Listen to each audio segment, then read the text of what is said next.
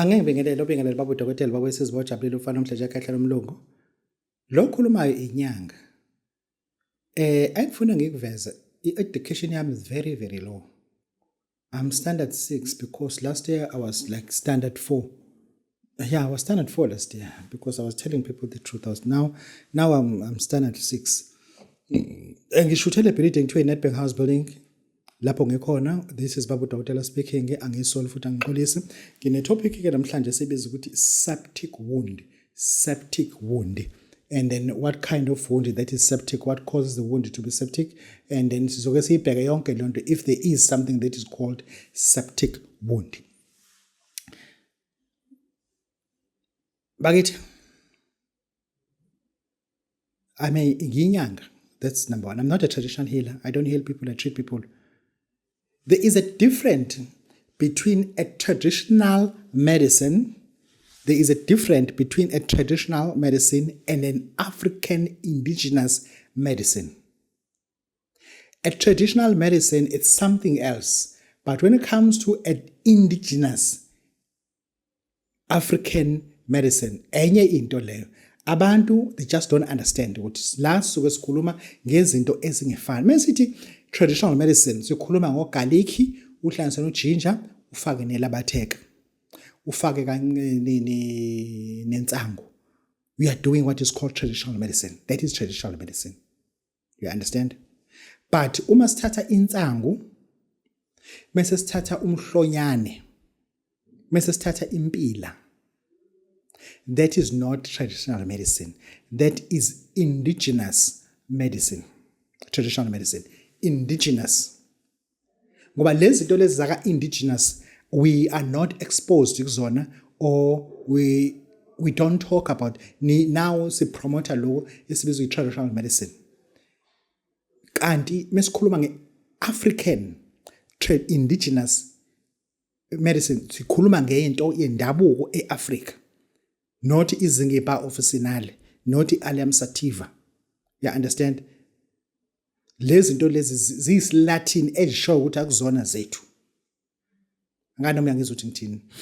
Ngisho ukuthi lento kufuna siyihlukanise. So that sizokwazi ukuthi mesinikwe ipodium njengabelaphi bendabuko. Ukuthi let's stand up and explain ourselves, our practice, and in uhlobo lemithi esiyenza. We are not using traditional medicine. We are using African indigenous medicine. Indigenous, into yala asiyilandi kwenye indawo. Ngizwe ukuthi asiyilandi kwenye indawo into yalana. Into engifuna ukuyikuthi ngiyiphinde ngiyikhulume. Etshengise ngempela ukuthi si segregated kangakanani ukuthi imithi yethu, I have to ask that in English. Why our traditional medicine or African indigenous medicine does not get a chance? I repeat, why does not get a chance? Maybe here let me just face here on Facebook. Maybe somebody asks, why our traditional medicine does not get a chance to be done what is called in vitro analysis and in vivo analysis. Leave alone, we got people already who are using our medication to treat diabetic, to treat blood pressure. They're using our medication. But when ama biochemistries, they don't invite those people to be done what is called apoptosis analysis. We got a Department of Health today that is led by ANC and GNU. Abasho lutho ngabantu abalashwe ngamakhambi esintu indabuko ukuthi we need to call upon those people. We need to do what is called apoptosis analysis. Firstly, we got proof ukuthi lo muntu ulashwe inyanga. We got sensory proof yakhona, it's barely visible. Kade nesilonda akasekho isilonda. Ube nomthungo usuphola umthungo. Ithambo lakhe bengavuma ukuphola seliphola ithambo. Kade nama piles aphela ama piles. Kade nama ulcer aphela ama. Yini manje labantu bangathathwa basiwe elaboratory. Ibe khona futhi inyanga kuletha lo muntu wakho othi umlaphile sifuna thina ukwenza i-apoptosis analysis ukubona ngempela ukuthi ulo muthi yini omlaphile ubesebenzisa eminye imithi. Lokho kukodwa kutshengisa ukuthi i-Department of Health in South Africa is biased. Yangizothi nje, and then kusho ukuthi iya-adviswa otherwise to ignore and suppress imithi yabantu abalapha ngokwesintu. Ihlungu-ke le nto ngoba siney'ngane eziphuma entwaseni ezino-3 years, 4 years, 5 years ezidayisa ngisho iy'mbiza but ezilaphayo ngale mbiza but azinikwa lelo thuba le-in vivo, le-in vitro. Even ukuthi ama-patient abasiwe enziwe into ekuthiwa sibiza apoptosis analysis, no. Engizokusho-ke ilokhu, njengoba singabantu esilaphayo, we have to understand and speak the truth ukuthi imithi yethu emesiyenze yaba amanzi, so-called imbiza, liquid solution, it requires a preservative. That preservative, it is a synthetic preservative. If it's synthetic, it will pollute umuthi and reduce the potent yomuthi.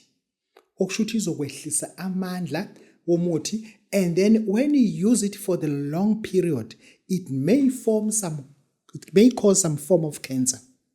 Because umuntu thina sikufundisile ikhambi, but asikwazanga ukukutshela i-preservative ofuna uyisebenzise.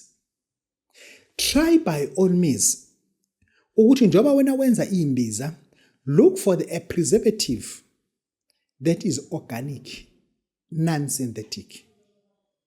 Organic and non-synthetic. Do that research. Otherwise, sizovumela ingane ukuthi azilapha abantu. Sivumela uhulumeni ukuthi akasi-challenge. Athathe lo muntu la amenze thathe lo muntu amenze apoptosis analysis kuthola ukuthi udevelopa ama-cells akhe ayabinda. Kunento esibiza kwa-medicine kuthiwa i-viral binding. Ayabinda ama-cells akhe, they are causing cancer because of ukusebenzisa lo muntu. Kanti akuwona lo muntu i-preservative esifakwe kule mbiza. Asizithembe into yethu so that thina sibadala nje njengoba sihlohlana isiphushana sebaphambili sithi thina uma sinikwa ithuba azini ukuthi lo muntu enemlaphayo imbiza ayinawo ama-preservatives. Le mbiza i-natural as much as could be natural and ayibe fresh. This is Baba Dr. Baba Sibojalo Mfana Mhlejakhe Mzuzu Mncinci. Yeah. Ukulashwa kwabantu isifo sikashukela inyanga zikwenzile lokho, but had never been recognized. Kunabantu namhlanje abahlela lapha emaphalamende emabhuthini abo kunezigubhu zembiza abayithenga lapha emapharmacy enziwa abantu abamnyama. They will never talk about that. Lo muntu bejovela ushukela namhlanje akajove ngenxa yembiza yomuntu omnyama. Ibhlungu lonto. Kunomuntu namhlanje ngifuna ukukhuluma ngaye obe nesilonda besibhibha, septic wound, one due date ya September ukuthi bawugagaza phansi ngesaha, namhlanje uyazihambela. Isilonda sikho. Akukhulunywa nabo bantu. If thina sizoba nama channel angayikhulumi lento, akuyiyona lento elimaze umsebenzi wethu ngendlela eyisimanga. Sinabo odokotela abangavuma ukuthi akwemukele ukuthi abakwazi ukulapha isilonda kumuntu. Baze babuza what have you done? Because you were due for ukuthi uyonqunya umlenze. Izinyanga not babudokotela, izinyanga ziyakwazi ukulapha ushukela. Completely. Izinyanga ziyakwazi ukulapha abantu izilonda. Completely. Izinyanga ziyakwazi ukubulala igciwane esilibiza ukuthi i-Helicobacter pylori ora bacteria. Ziyakwazi ukulapha leyo nto. Inyanga ziyakwazi ukulapha umsangano uphele kube sobho umuntu like ngathi wayizolo. Painful of the joints inyanga ziyakwazi ukulapha leyo nto. But akekho umuntu one platform efana okwazi ukuba praise abalaphi ndabo. Bonke abantu kuma platform bazipraise bona. Bayipraise bona. Ngine clinic imnelapha abantu ngokwesintu. Since 2006 ngenza la clinic. Next year ngizobe ngihlanza iminyaka eminingi kakhulu.